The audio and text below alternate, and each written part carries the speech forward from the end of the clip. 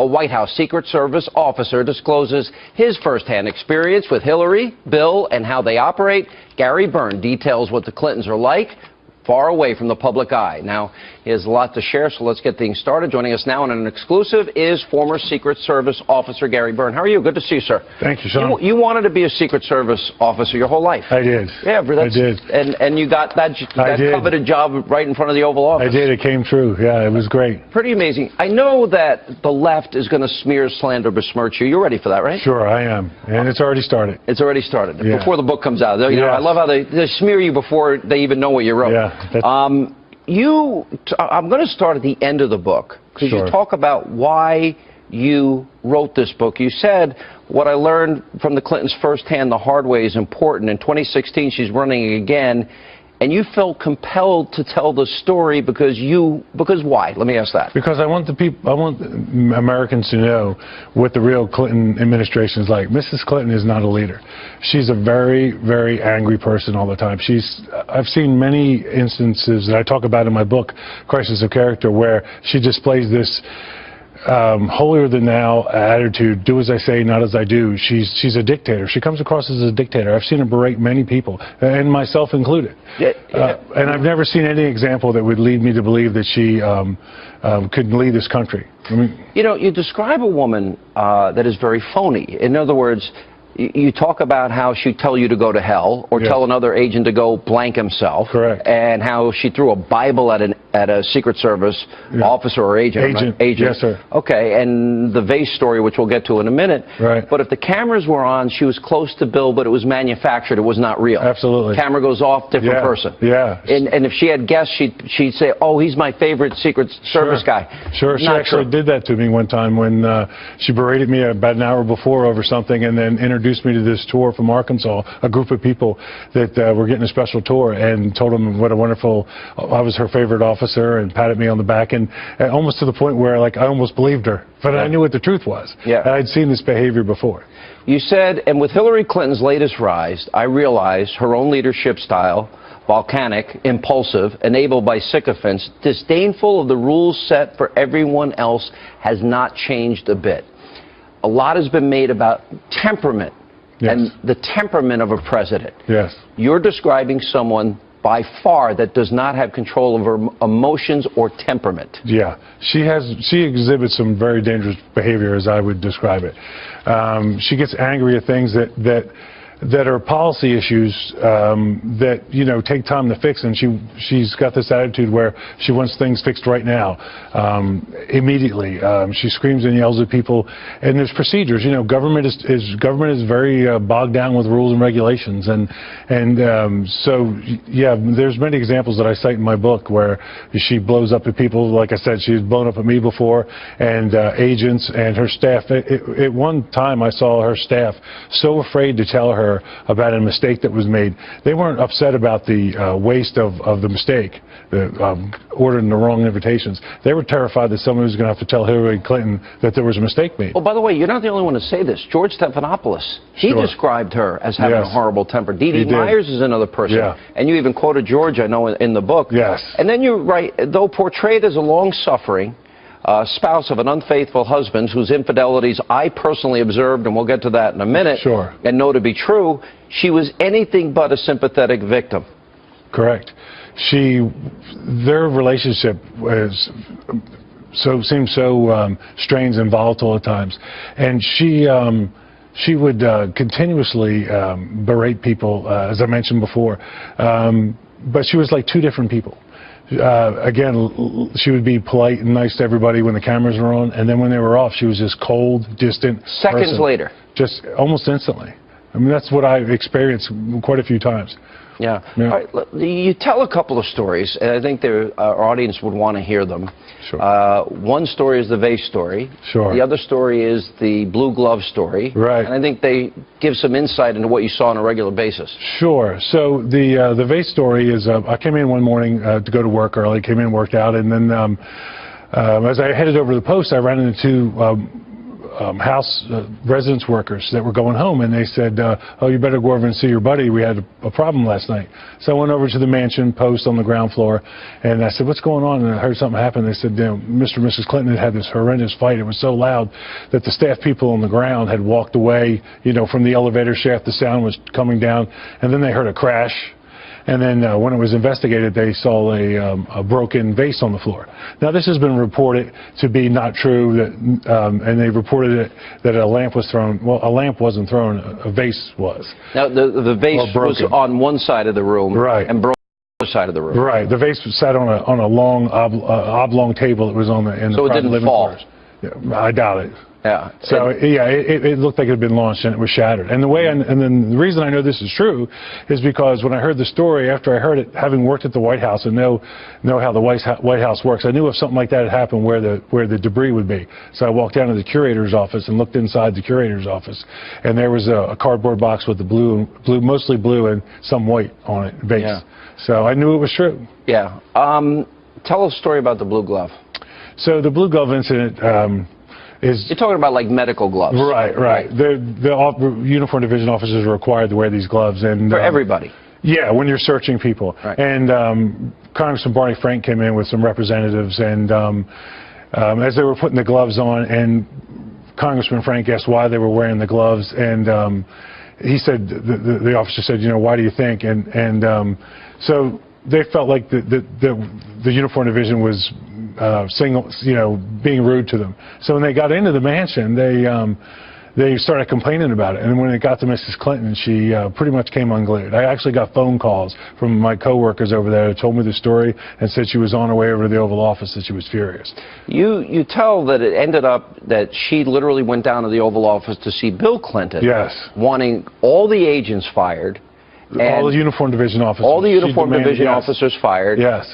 They were always against us from the beginning because they had worked for former President George H.W. Bush. Right. She was paranoid about us, and for no reason. I know it sounds silly for me to say this now because I'm talking about it, but we're incredibly loyal to them. And many times, as I detail in my book, Curses of Character, I tried to help them. I tried to do the right thing for them and hide some of this stuff, but you couldn't help them. It's this perpetual scandal, one after the other. It's like you can't help them help themselves. Yeah. And this temper issue of hers was not uncommon. This was a regular, you described somebody that has almost on a daily basis. Sure. Maybe a daily basis, not so much, but certainly a lot. I saw it so much that I became numb to it almost. And I always go back to what I was told by a sheriff from Arkansas one time. And we were debating whether they would get elected. This is before they started running. I was down there on a protection detail for former President George Herbert Walker Bush. And the guy said, let me tell you something about these people, Gary. I've known them for years. Everything you hear about them's true, and if they run for office, they'll get elected, and they'll be there for 8 years. Yeah. And he wasn't just, he was serious as a heart attack. He almost looked right through me. And he knew these people deep, well. Yeah. So it's just the same thing that we heard about in Arkansas, all these rumors, it became true at the White House. And would these fights be something common knowledge? Everybody knew there was a lot of fighting. Look, I know we did a pretty good job of hiding it. We helped them hide it. That's our job in this. So you helped them also hide his infidelity. Well, yeah, I did. I did. At one time when the Navy steward came and was complaining to me near the Oval Office that he had found these towels that were stained with lipstick and other and some fluids, that he was concerned and that he was tired of cleaning up after the president's affair. And in two particular cases, one particular case, I actually took the towels from him, Sean, and put them in a plastic bag, and I destroyed them. I want to get back to that in a second here, but you describe her as dangerous, abusive, and paranoid. Yes. Yes, one of the first things when they first came to the White House, about 2 years before they got there, the Bush administration put in this brand new state-of-the-art telephone system. Well, when they came in, they wanted to change because they thought the Bush administration... Bushes bugged them? Right. Yeah, that's kind of paranoid. Yeah, and it sounds so crazy when you think about it. And so they went and had the phone system changed and they didn't know it cost money. They actually didn't have the money to pay for it at the time. Before I get into all the issues involving Bill and her and what she knew or didn't know and covering up and lying and you being put in the middle of all this, people use drugs at the White House? Yeah, there were some issues. One of the ones I comment in my book, and I'm very careful not to tell too much about it because I don't want, hopefully this person got on with their lives and live a healthy life. But there was this one particular staff member that they'd come in the morning and they'd be so beat up and exhausted looking, worn out. Exhausted, and to the point where they couldn't even say good morning. And they'd go in their office, and then they'd go into the bathroom. And they'd come out of the bathroom completely elevated and happy and smiling. And it was obvious you thought coke was being used. I did, and then later on, I was told that this particular person actually they did it like something similar to an intervention and got her help and got her to a clinic. And I never did see her again, but I understand she did all right. So. Okay. Welcome back to Hannity. So earlier this month, when details from Gary Burns' tell-all book began coming out, well, the Clinton campaign, they went on the offensive, releasing a short statement saying, quote, Gary Burns joins the ranks of Ed Klein and other authors in this latest in a long line of books attempting to cash in on the election cycle with their nonsense. Now, it should be put in the fantasy section of the bookstore. We continue now with the author of the book. Crisis of Character, a White House Secret Service officer discloses his firsthand experience with Hillary, Bill, and how they operate. Former Secret Service officer Gary Burns, 30 years of service, your book isn't even out, and they smear you. Yes. So now that it's out, I guess they'll really start smearing you. Yes, I believe that is going to happen. Is that you tell those stories, go to hell, she would say to officers, go F yourself. Yes. Throwing a Bible at an officer. And an agent, yeah. And even you're saying you lashing out at many agents. Sure, and officers. And now trying to smear a 30-year stellar reputation. Yeah. What's your reaction to that? Well, my reaction is I'm an Air Force veteran. I spent 25 years in the federal law enforcement protecting them, and I realized they're bent out of shape about me coming out and telling the truth, but it is the truth. It's the story of my life, and they just happen to intersect it. And as I mentioned before, the reason I'm doing it... So you expected this? I did. I'm prepared for it. Yeah. I don't like it, but it is what it is. And when I decided to come forward and tell my story, I knew I'd be You expected it because you know them. I do. I know them well. You said she berated, meaning Hillary, Vince Foster till he could stand no more. Right. That implies that she drove him. In part. Nobody knows why somebody takes their own life. But I can tell you, when I met Vince Foster in the White House and I saw him walk around, I never saw anybody that didn't want to be there more than he didn't want to be there. He looked so uncomfortable. And there were many incidences or stories where the staff would hear her berating Vince, and she blamed him publicly for some of the things that they didn't get done. And as a lot of people know, in his suicide note, he basically said that that Washington D.C. was this terrible, vindictive place, and it was one of the reasons he took his own life. Yeah. I mean, it's a terrible thing. I didn't know him well, but I was very sad when he did take his life, but I was not surprised. You found Bill Clinton, in spite of all his infidelities, a nicer person. He is, yeah. He's very would want to give people their time and due and be polite, and was like that more in real life. He was. He'd look you right in the eye. He'd talk to people. Yeah. He was very kind. I actually got to introduce my parents to him one time, and they remembered it forever. You knew about many affairs. We don't know about all of them, do we? No, and I don't know about all of them. I just certainly know about... But this is the Oval Office. This is the President of the United States. Isn't that a national security threat? Yeah, I would think it is. I mean, my question was at the time when I was being forced to testify and being... And you didn't want to testify? No, I never wanted to talk about this at all. Never. And I know that sounds silly now because I'm coming out, but clearly I've walked through some door where I think it's time and it's important to do. How many women do you know for sure he had affairs with in the Oval Office? In the White House complex, I'd say easily 3, maybe 4 that I know of. And you saw Monica Lewinsky a mile away? Sure. You knew she wanted to be near him? She was certainly manipulating some of the staff, myself, other officers and agents to find out where the president was. So she wasn't manipulating if you saw through it. Well, yeah, I agree, but I mean, I saw through it right away. She was trying to place herself in his path when he would move around the complex. Now, you never actually saw them together? No.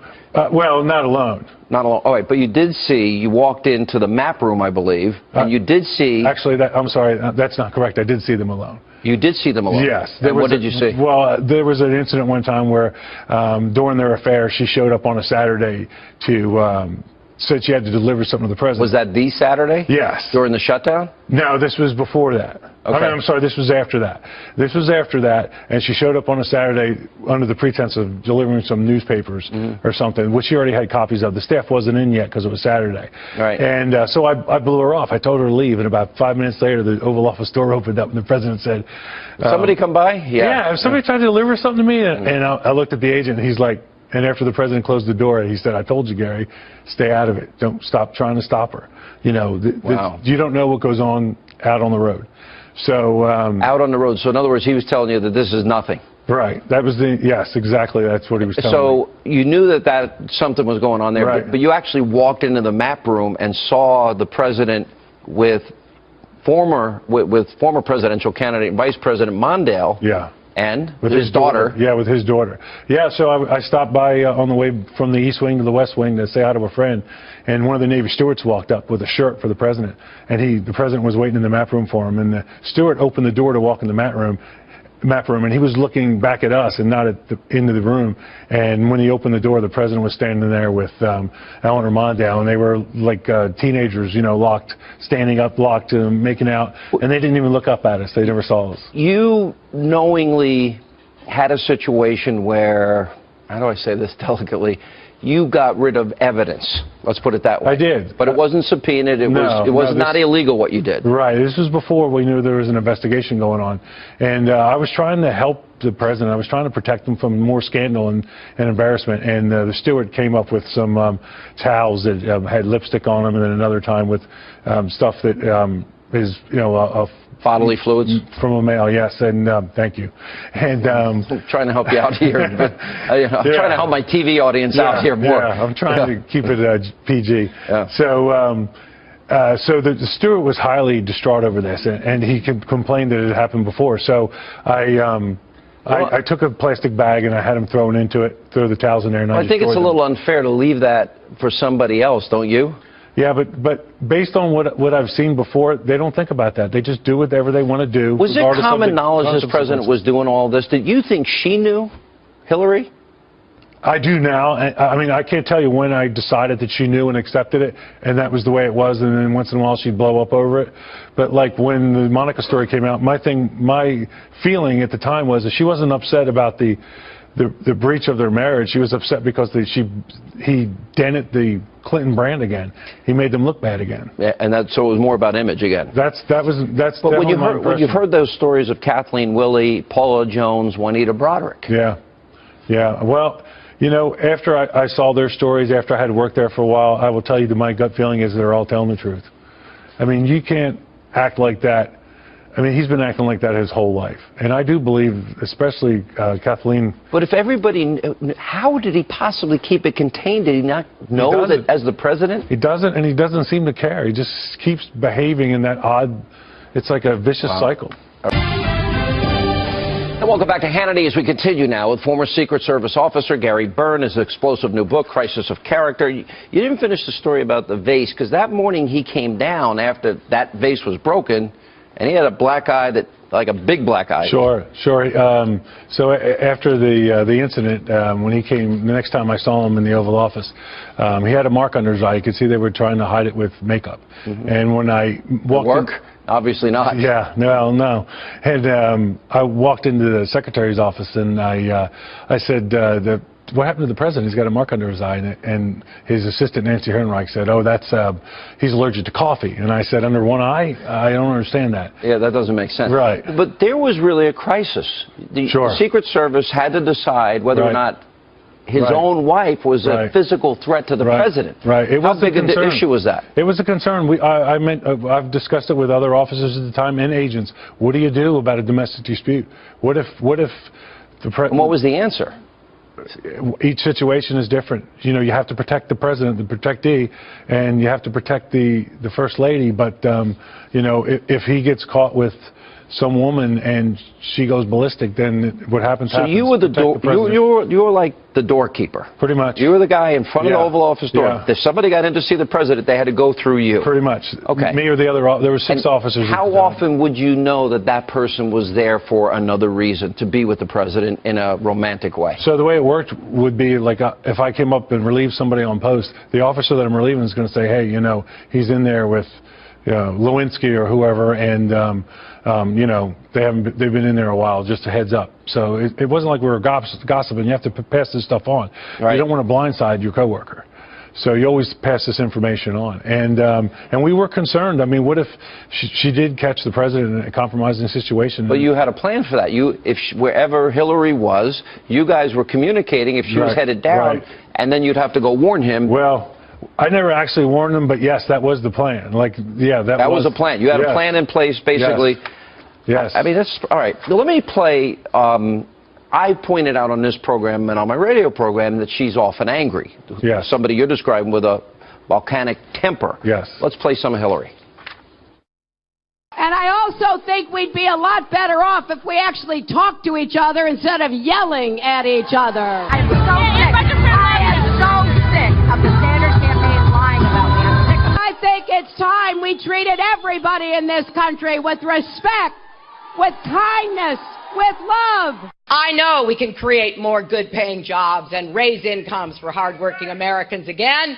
I know that we can finish the job of universal health care coverage for every single man, woman, and child. I know we can combat climate change and be the clean energy superpower of the 21st century. I know we can make college affordable and get student debt off the backs of young people. She does seem angry a lot. Right. And you're saying behind closed doors when nobody's looking, she's that angry person always. Mostly. Or distant, cold. What I've been looking at there, Sean, doesn't concern me too much. That's her being a politician. The kind of anger I'm talking about is where she just almost can't even complete a sentence. She starts yelling, screaming, cussing. You know, I talked in the book how she... By the way, mistreating people in their positions. Sure. All the time. Yes, the uniform division officers, agents. So this is like you're describing a phony, fake, fraudulent human being. Absolutely. All right, let me give you an example. This is Hillary, you know, saying she remembers landing under sniper fire when she went to Bosnia. This is what she said. I remember landing under sniper fire. There was supposed to be some kind of a greeting ceremony at the airport, but instead we just ran with our heads down to get into the vehicles to get to our base. Great image making, but here's the problem. We have the real video, and this is it. This is Hillary arriving not under sniper fire, but she walks up to a group of young girls who give her flowers and give her gifts. That's not exactly sniper fire. So is that the person that you're trying to warn America about? Yes. Explain. In other words, she sits with an interview with Bill. You think they're the happiest couple together. The light goes off. She hates him. Right. I don't know if she hates him or not, but I will tell you that the example you just showed there is a perfect example of anybody that worked around them in the Secret Service. When they saw that, they knew they started laughing their faces off because they knew that was a flat-out lie. Wow. Now, I wasn't on that mission, but I talked to the guys that were, and the only thing that the military had them do is sit on their flak vests as they were getting close to the ground, which is standard procedure in those. But when she made the claim that they were under sniper fire, I knew it was a lie. I want to go back to where we started.